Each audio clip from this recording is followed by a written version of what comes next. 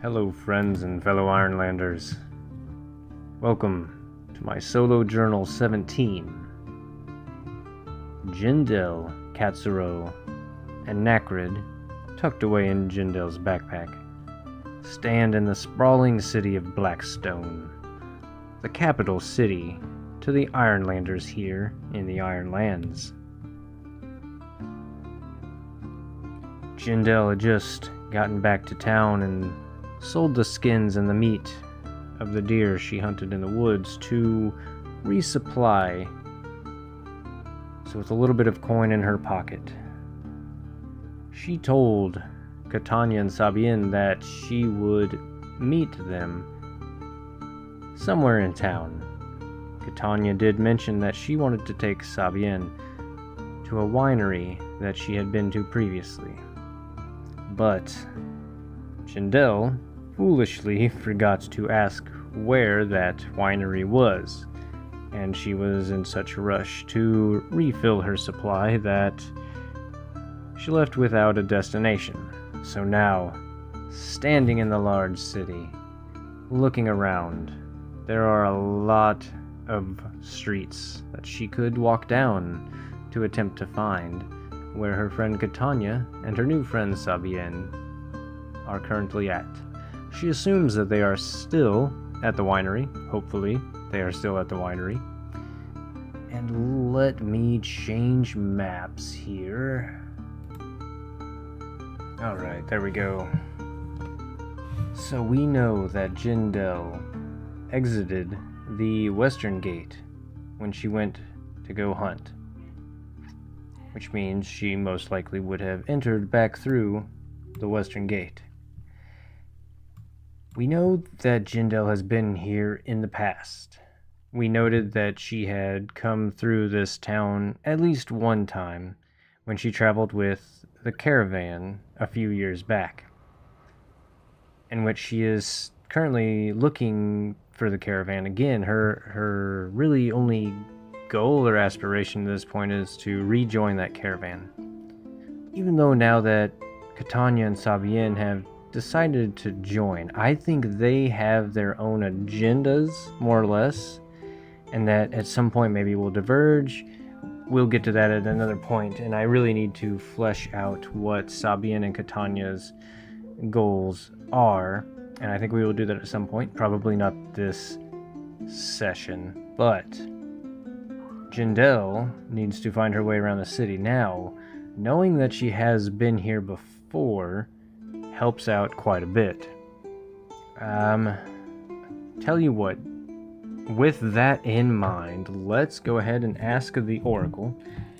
Now, I am using the Mythic Oracle, not the Ironsworn Oracle, because I had a lot of trouble in my past videos of me trying to correctly remember whether it was the roll high, roll low. But in Mythic, the lower numbers are more likely to be a yes. In Ironsworn's Oracle, it's the reverse of that, so I'm just sticking with Mythic. Which means we need our D100. And my question is, does Jendell know anybody in this city? Like somebody that she knows well enough that she could go and maybe find them, because she would know where they would be? Because she does not currently know where her friends are or where this specific winery is at in this very large city. And that'll be our question. So does Jendell know anybody in this town well enough to seek them out? I'm gonna say, we'll say 50-50, because I do not know, and when I'm unsure of something completely, I just like to use 50-50. Does Jendell? That is a 15, and that is a yes. So she does. There's somebody that comes to mind. And who is it that comes to mind for Jendell in this city? I think that means we need to find a name. And to find a name, we need some tables. And tables can be found on the character sheet, conveniently enough, under Oracles, Characters, Names, Ironlander Names. Whoops. I don't like that. Here we go. That's a D200, if I remember correctly. Yes. Okay. So we roll 2 sets of percentile dice. What name is it Jendell is looking for? 11 and a 39 would make a 50. 50 lands us to Edda. E-D-D-A. Would it be Edda or Ida? I like Ida. It rolls off the tongue a little bit better. So as Jendell was kind of like walking back down the streets of town, it's like, Katsuro, do you remember the name of that winery? I don't think Tanya even told us, did she? And of course, she's not actually talking. She does have her bond with Katsuro, and she can definitely communicate with him very well, but not quite that well. She's just kind of speaking ironically. Well, little buddy, I think we need to seek out Ida, if she is still around this place. I'm assuming she's a woman. Ida sounds like a female name to me. Not to make assumptions, but we're gonna roll with that. And also, rolling with that, we are gonna update Ida on our character sheet, maybe? No, let's not add her to that just yet. Speaking of characters lists and everything, we are gonna need to add a couple agendas for Sabine and Catania when we get to them. But right now we're looking for Ida. What part of town does Ida reside in? Or did she reside in? We will figure that out in a moment. So I'll roll a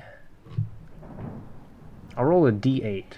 So whereas 1 would be directly north, and an 1 would be directly north, 3 would be directly, or tell you what, we'll roll a D12, make it simpler so I don't even have to explain it. So it's like a clock. So what part of town does Ida live in?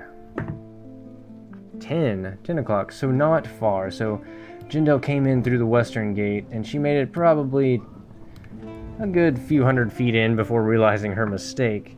So she's going to travel just a bit to the northeast of town, walking these beautifully cobbled streets and passing the many villagers in this large and sprawling town. What is the weather like as we walk down this cobbled stone road? Let's bring up the weather table. That is another D100. What is the weather like on this fine day? A 10. That is calm skies. The sun shines brightly down. Blue skies and puffy white clouds. The sound of seagulls echo through the air over the hum of the busy streets and the children playing. She makes her way to where she remembers. Now, maybe Ida. Let's figure out a little bit about Ida. Well, I guess we need to make sure that Ida is even still around. But what I'm getting at is, how exactly would she have known where Ida lives if she just came into town with a caravan? They're basically like a traveling circus, more or less, for lack of better terms. So they would have came in with their own place to stay. They would have set up town.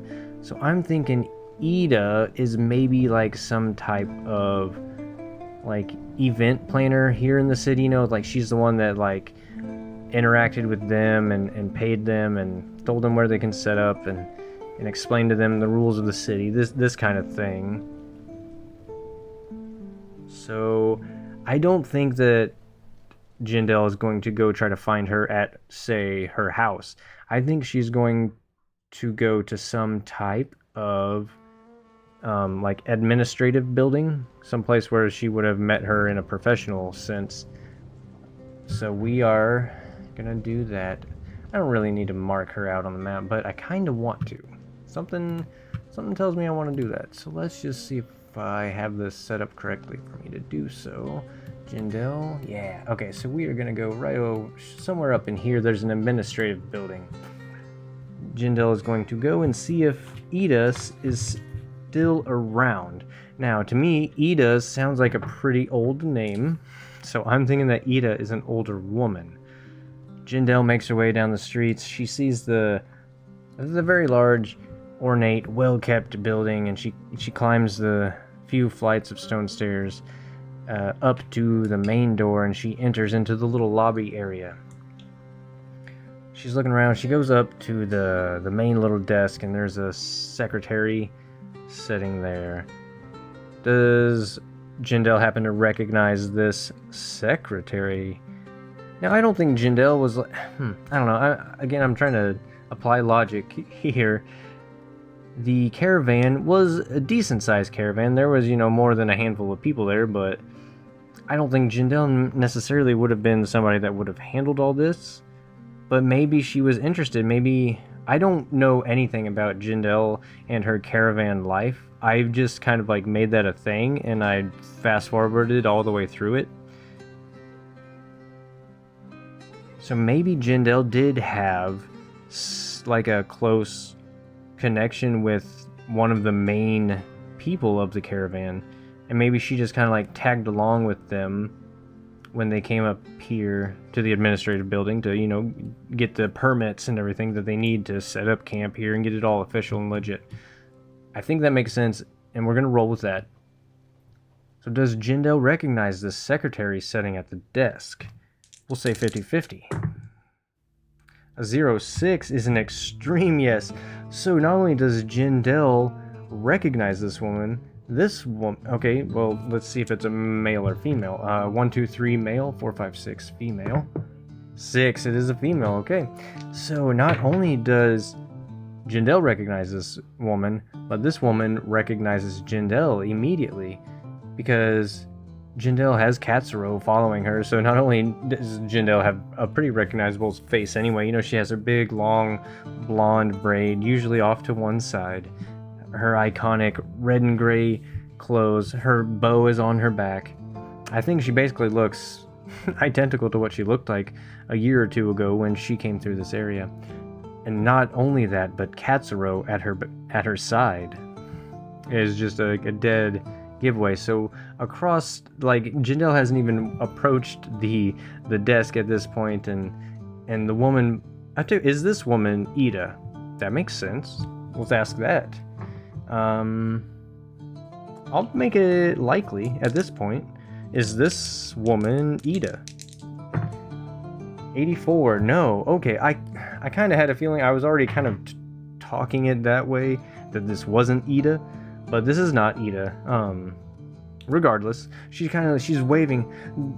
Jendell, over here. Oh my gosh, I can't believe it's you. What are you doing in town? And Jendell kind of walks over there. Katsuro comes up too, and then he puts his front two paws up on the desk, and he's kind of sniffing over, and the woman kind of reaches over and pets Katsuro's chin. He's like, "Oh, Katsuro, your name was Katsuro, right? I mean, I don't forget your face, but I see a lot of people throughout the day." And Jendell's like, "Oh yes, that is Katsuro. You have a great memory." And since they are so friendly, Jendell definitely remembers this woman's name, but we, however, do not know this woman's name, and her name is... Would I stop clicking that? Jabran. I don't like that.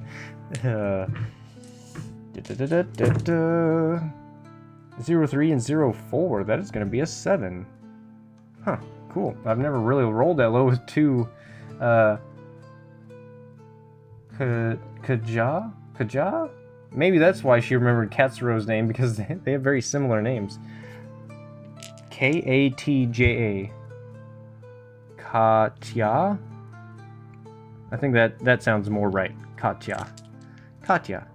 Yeah, okay, that... my caveman brain was trying to butcher that terribly. So, Katya. Oh, Katya, yes, that... You remembered correctly, Katya. You're a very, very nice woman. I missed you. How are you doing? Oh, I'm doing pretty good, I'm still just working the desk here and making a living, still just chilling at home, same old stuff, different day. And they just kind of, they do a bit of back and forth real quick. And Jendell's like, I tell you what, I was looking for Edda. Is she still around? If not, you might actually be able to help me, but I might as well stop and say hi to Edda while I'm around. Is Edda still working? I know she was talking about retirement last time I was in town. And just given how this conversation is going, I'm going to make it unlikely that Edda is still around. So she asks if Edda is still around. 76 is a no. It's just a normal no, not an if it was going to come up an extreme no, I was going to say maybe she passed away. But it was just a normal no. So I'm thinking that just means that she has finally retired.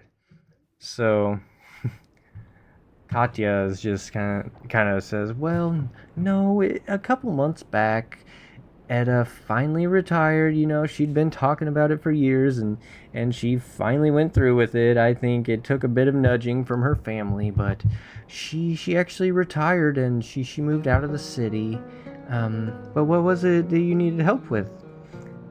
Oh, well, nothing really, Jendell says. I'm back in town. I got a few friends, and we kind of split up. They said they were going to this winery.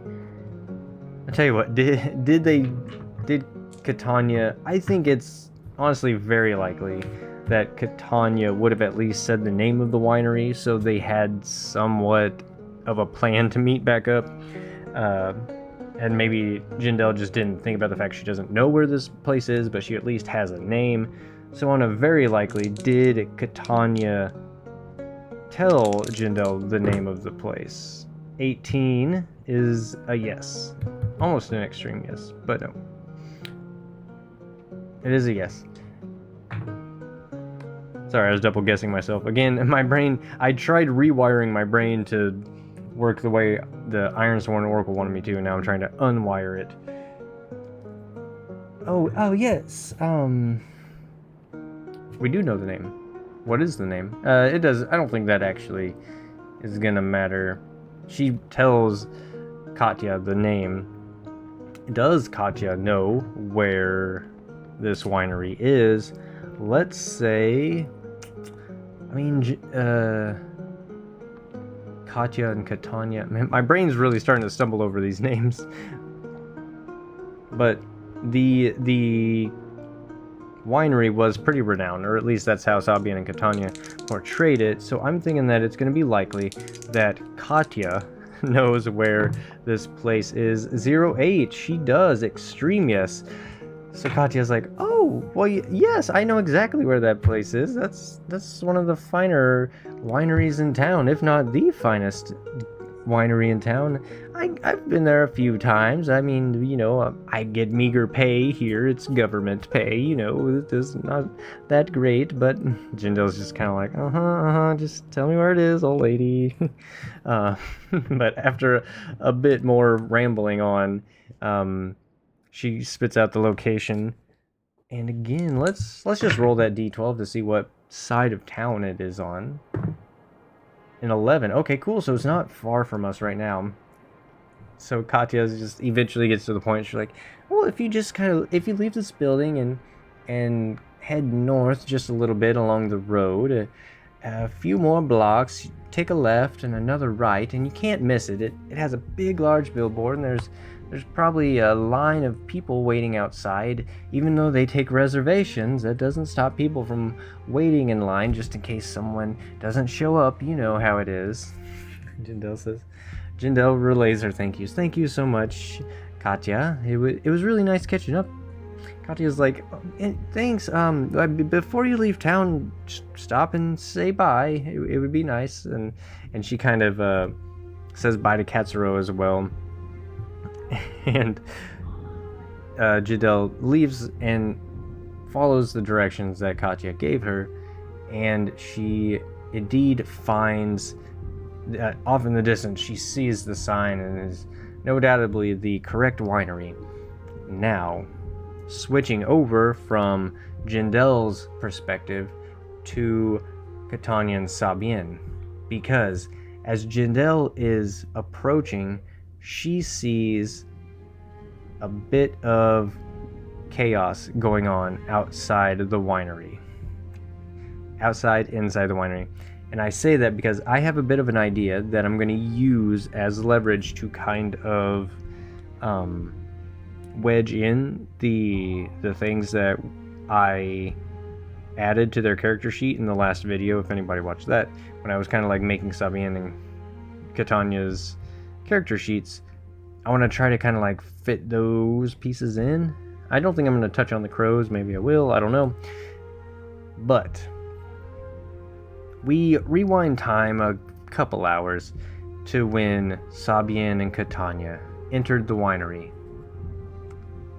You know what? I'm going to go ahead and just come up with a name for this winery. Why not? I think it would be fun. So let's figure out a name for this winery.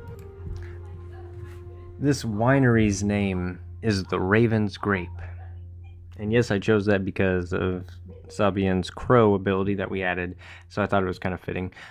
So the Raven's Grape, Catania says to Sabian as they're kind of approaching it, and she kind of smiles and she's like, I thought it would be appropriate for you. Sabian kind of like fights back a smirk. Well, the wine and the cheese better be as good as you promised as well. And they both kind of like chuckle and they hold hands as they walk in. They still have that like young love kind of aspect going on for them. I don't really know how long they've been together, but it couldn't be more than maybe a year or two. But so they make their way inside,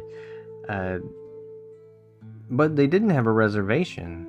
So okay, how long? Okay, yeah, I think they got lucky though, since without rolling on it and possibly coming up wrong and it not really fitting into the story. I think they got really lucky. They kind of walked up. They saw maybe a couple people standing in line, and luckily the first few people that had reservations didn't show up. So they let in a couple, and then they let in a single older gentleman, and then they were next in line. So it must have been kind of a slower day. They got really lucky, and then sure enough, a few minutes later, the host kind of comes up to them. They're like, it seems it's your lucky day. We just had another cancellation. Not a cancellation, but it's 30 minutes past their check-in time. So at that point, we let in someone off waiting in line. So please, right this way. I'll show you your seat. And the server takes them a menu. Just like I see it as like a small little plank of wood with some like ink written on it for like the daily specials kind of thing. It is a very nice place, very nice. The seating is beautiful. There's a small little fireplace crackling off on one side. There's a small bar, but this is mostly just tables. And they get seated. The waiter brings them just one little loaf of bread and sets it on the table in a nice little basket. And they're just kind of looking over it. Catania just kind of like looks up and she's like, so you're buying, right? It's just real playful like, and Sabian's like, yes, I will buy. Catania's like, no, I'm joking. This is my treat. Of course. But that doesn't mean we need to skimp out. So get whatever looks good. And Catania's already scanning the menu. She's like, I already know which one I'm going to get. I think I'm just going to get a glass of the deep red. Sabian, you would think, would order a dark red. Now, she is a vampire, and we know that she does drink blood. But I don't think, again, my vampire is going to work differently. I don't necessarily think that they eat food, but maybe they can actually enjoy liquids. Maybe similar to what humans do. Her body may not process it like it would blood. Maybe it would just kind of like go right through her sort of thing. But she's not going to partake in the bread or the cheese. Because actual like food to vampires in my setting, it's not toxic by any means, but they can't keep it down. It just like basically comes right back up. At least that's how I'm seeing it. And I kind of like that. I'm going to work with it, play with it.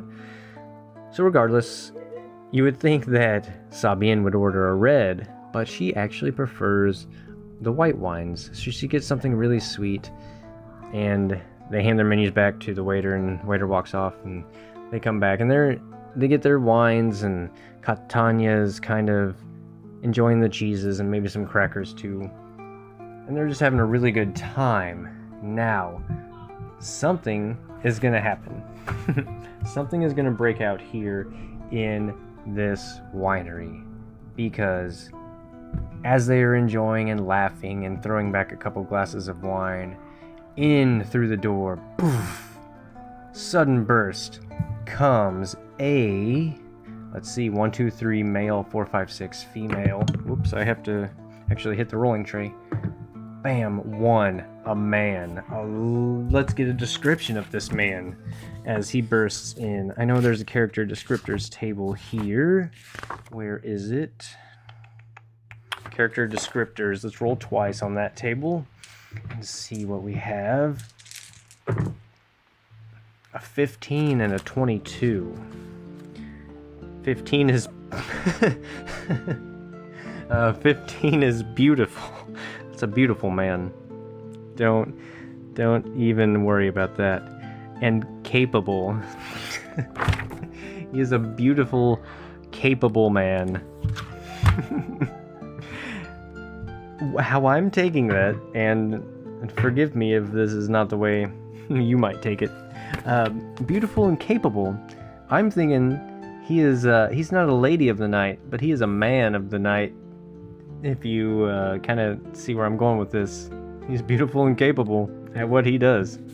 So this beautiful man of the night bursts in the door. At first I was thinking like he bursts in with like anger and like fury, but now I think he's just kind of like bursting in with just presence. He's got that drip. Oh man. Okay. I like that. I don't know why it's making me laugh. It's fun. Now let's get some motivation for why this beautiful man is busting into this winery. I'm gonna roll twice on the motivations table and see what motivates this beautiful man. 86, revenge, ooh, and 46. Where is it? Revenge, imprison. Okay. So he busts in. And he kind of, moseys his way in very elegantly, but very loud.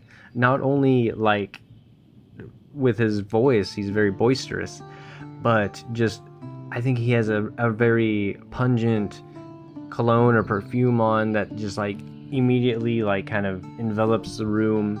He's got beautiful clothes on, and revenge in prison. So he is here, he is heated because someone in this building, whether it's going to be a customer or an employee, basically turned him in for being a prostitute, and he just basically bailed himself out of prison, and he is here to exact his revenge on whoever this is. So was it a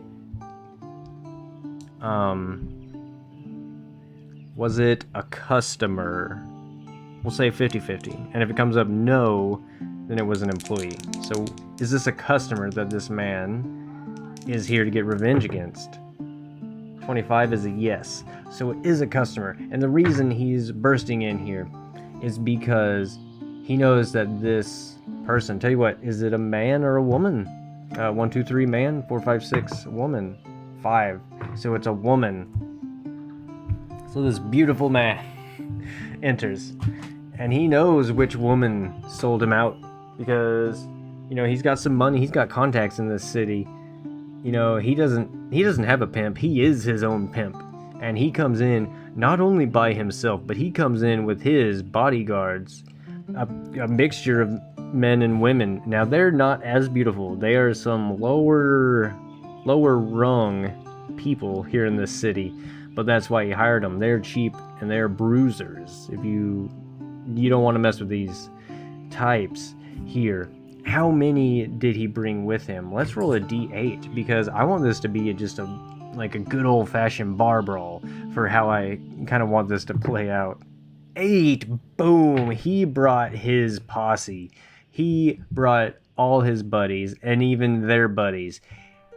And he busts in first and kind of just like, you know, like anime movie style. They just kind of start flooding in around him like kung fu movie style. They start swarming in the winery here. I'm thinking that the employees and kind of like even the staff are the employees, but they just kind of like start to all walk back into the back kitchen area to kind of avoid what's going on here. Some of the other customers kind of start to stand up, and they can't really leave because these people are basically blocking the doors, but they're doing their best to ignore the fact that this is even happening. But the beautiful man that comes in, he points immediately at the woman because she is sitting exactly where he knew she would be sitting, and he says, I don't know what voice to use here.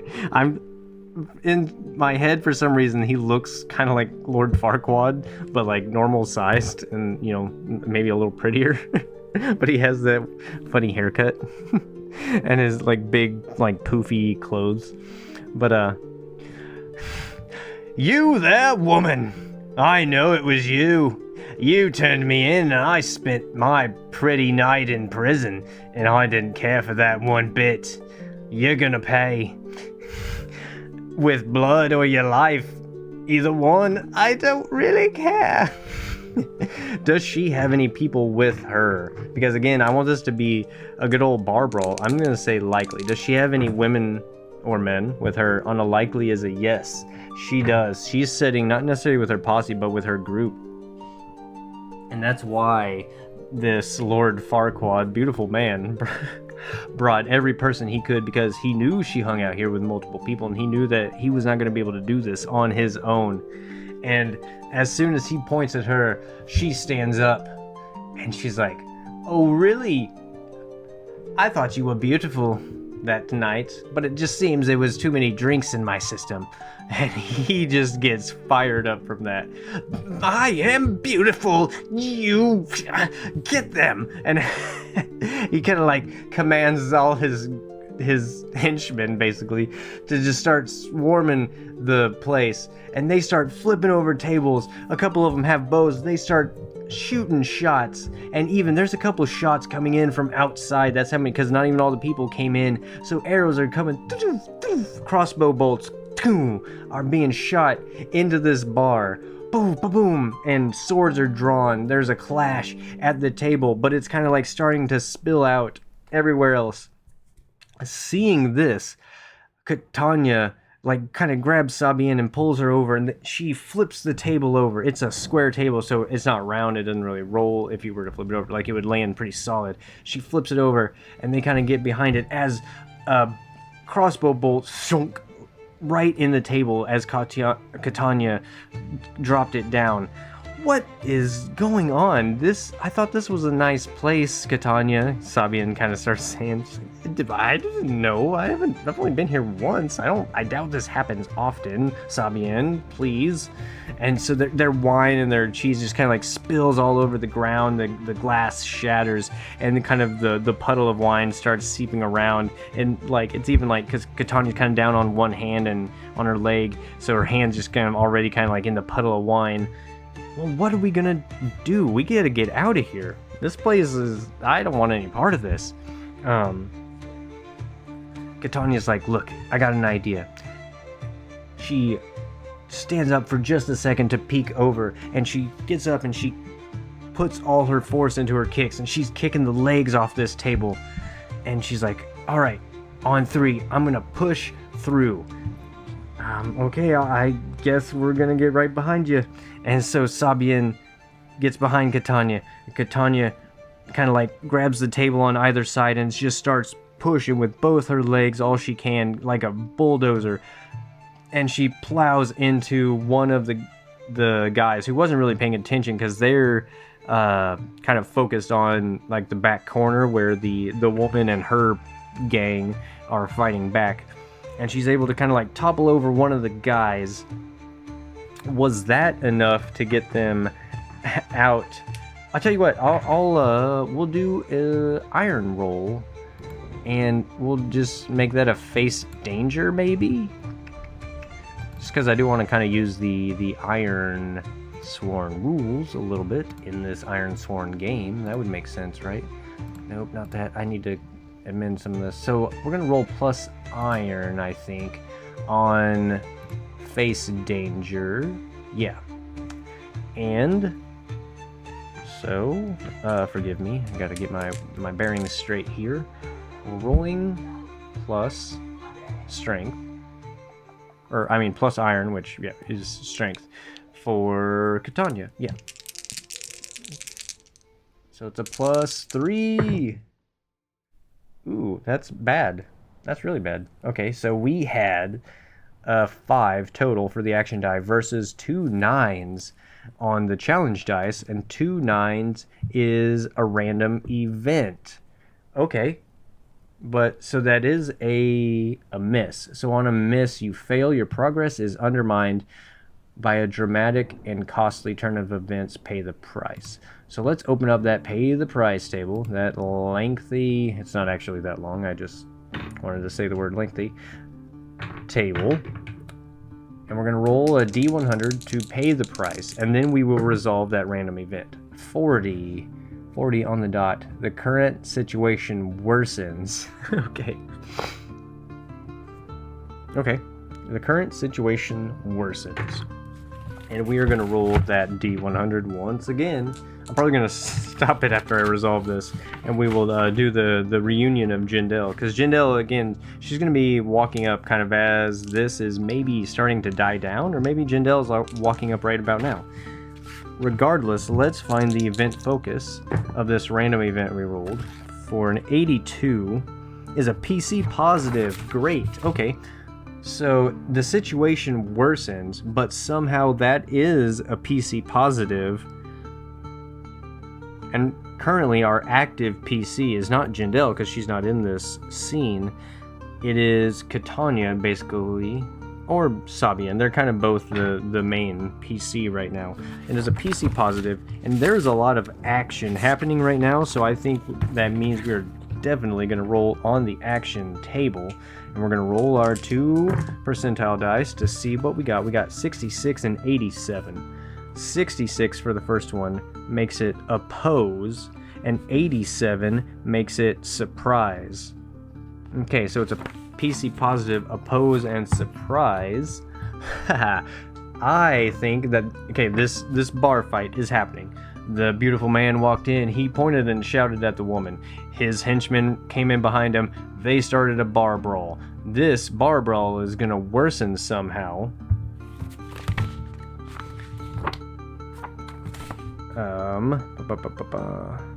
Sorry, forgive me. I honestly forgot the second word I rolled. Of course, I took my dice away. It was oppose surprise.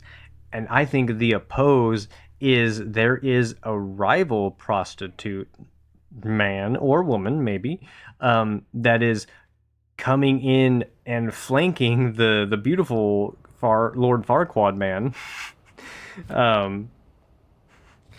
By surprise, because it's an opposing prostitute, basically, like, you know, you're on my turf, you gonna get off my turf.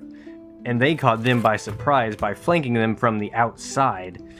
And I do believe that this is when Jendell is kind of starting to walk up, and she sees these very beautifully colored, tell you what, is this rival prostitute a man or a woman? We'll do it again. 1 2 3 male. It is another male prostitute. Of course it is. I shouldn't have even rolled for that. This other male prostitute comes up and he says, I'm just gonna call him Lord Farquaad because it's Farquaad, this is not your turf. I've told you before.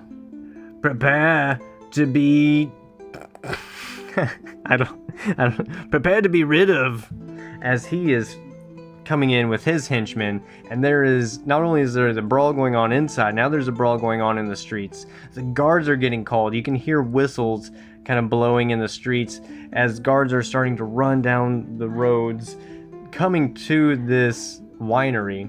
Jendell is just kind of looking, she's like, oh, Catania, Sabian, what did you do? But back into the interior of this winery, Catania and Sabian are still sitting behind this flipped over table. Catania, she pushed her way in. She pushed over a man with the table. She's like, we're just gonna have to go for it. She's gonna use the table and kind of jump through one of the windows with the table first, and busting through. Let's just roll again on that just to see how well that goes for her. Would that be faced? I think that would be secure advantage on this one.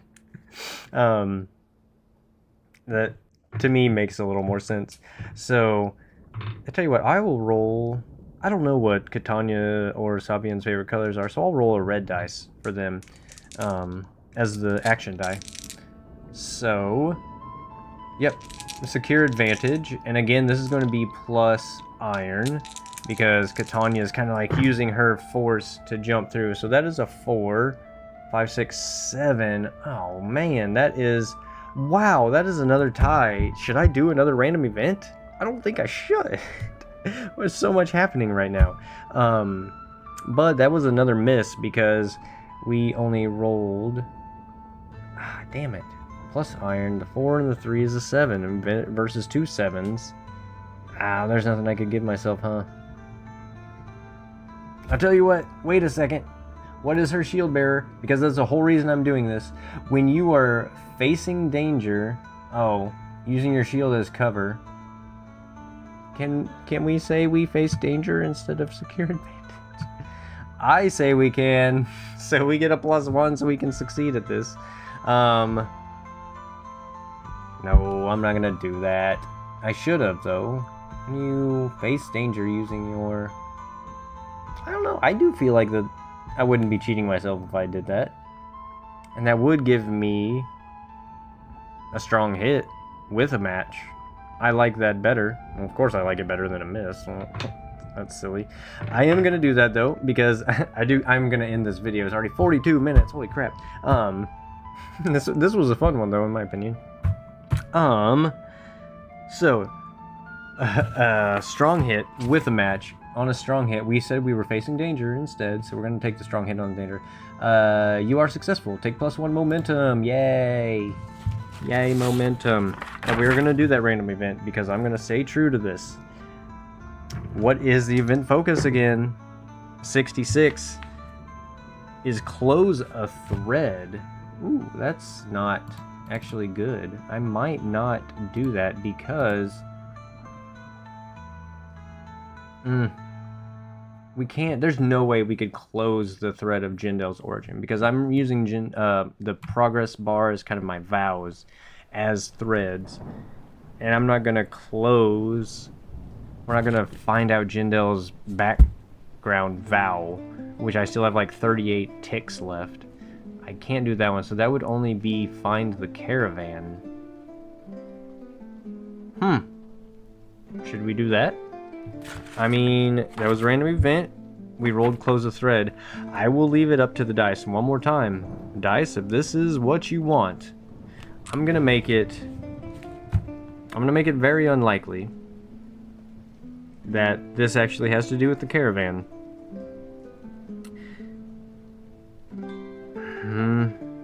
I mean, the dice are... I'll make it unlikely. That's only a 10-point difference. I'll make it unlikely. Does this have something to do with the caravan? As in, like, is the caravan in town? Does one of these men of the night belong to the caravan? I'll make it very unlikely. I really don't think so. I think that's too coincidental. And if it does come up a no, which is very likely, I'm just going to kind of call that the random event. We'll just kind of take that to an end there. So very unlikely. Does this have anything to do with the caravan? Are we actually closing that thread? 39. No, we are not actually closing that thread. That would have been kind of cool, but I think that would have been a little bit too much. I don't think I defied the dice on that one. That was fun. We should have more threads here, though.